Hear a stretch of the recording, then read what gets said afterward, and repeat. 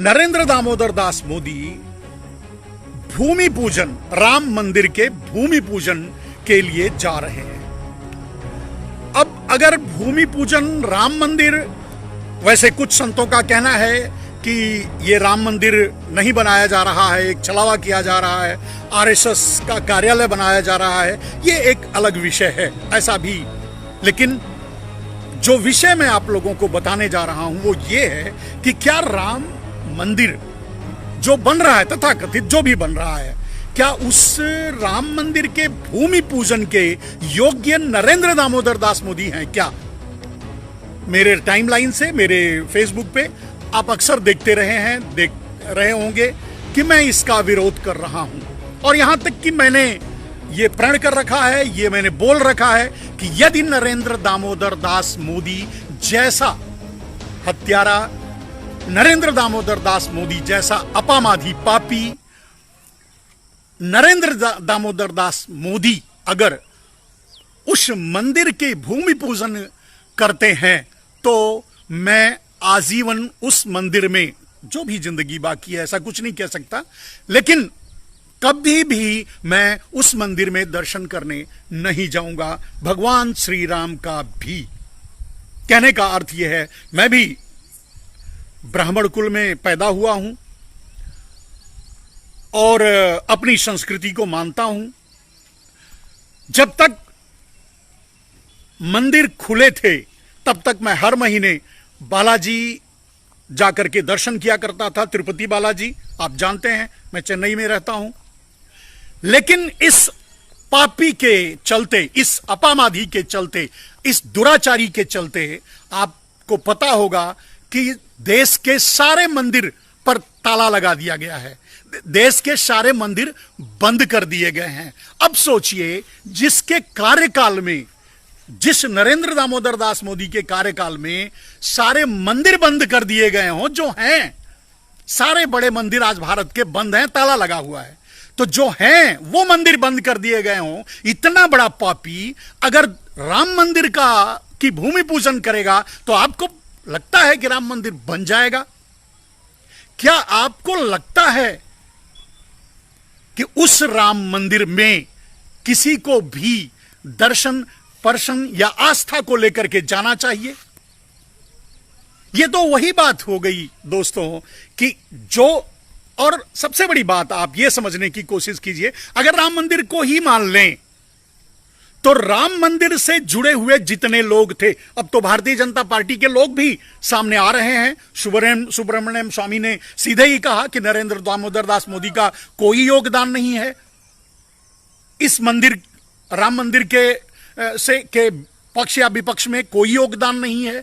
और अब आवाजें उठने लगी हैं, देश में बहुत सी आवाजें उठ रही हैं जो इस विषय को उठा रहे हैं, इस बात को कह रहे हैं, इस बात को बोल रहे हैं।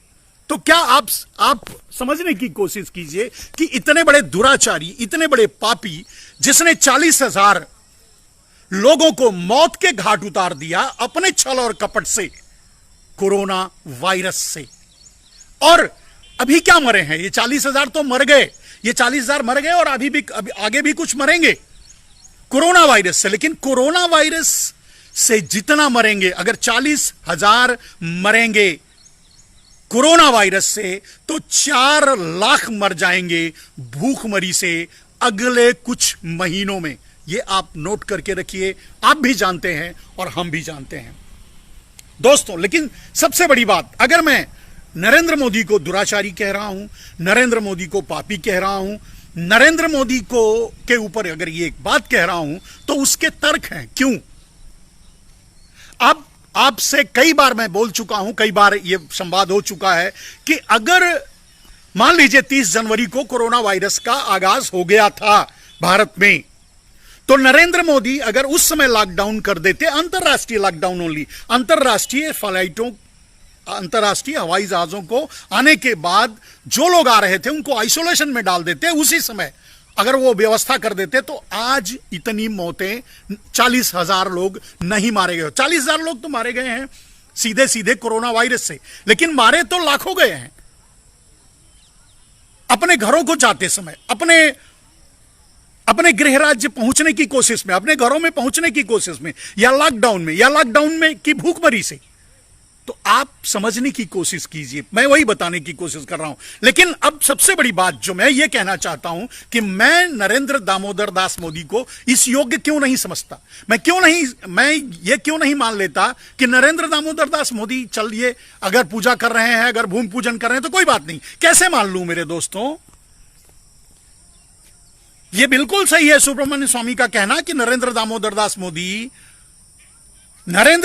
दास मोदी का सीधे या इनडायरेक्टली, डायरेक्टली कहीं भी कोई इन्वॉल्वेशन नहीं है राम जन्मभूमि के इस निर्णय में, यह ऐसा वो मानते हैं।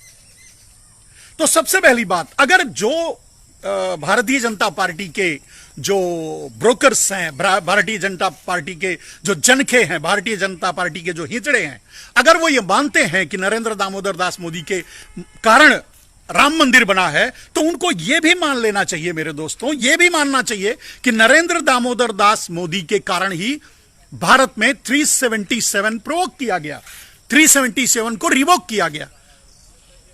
यानी होमोसेक्सुअलिटी को बढ़ावा देने वाला भी नरेंद्र दामोदर दास मोदी है। अगर आप ये मानते हैं, अगर भारतीय जनता पार्टी के हिजड़े अगर ये समझते हैं कि नरेंद्र दामोदर दास मोदी के कारण राम मंदिर का फैसला आया है, तो उनको यह भी मानना चाहिए कि होमोसेक्सुअलिटी यानी 377 को रिवोक करने का काम भी नरेंद्र दामोदर दास मोदी के नरेंद्र दामोदर दास मोदी के सराहना चाहिए।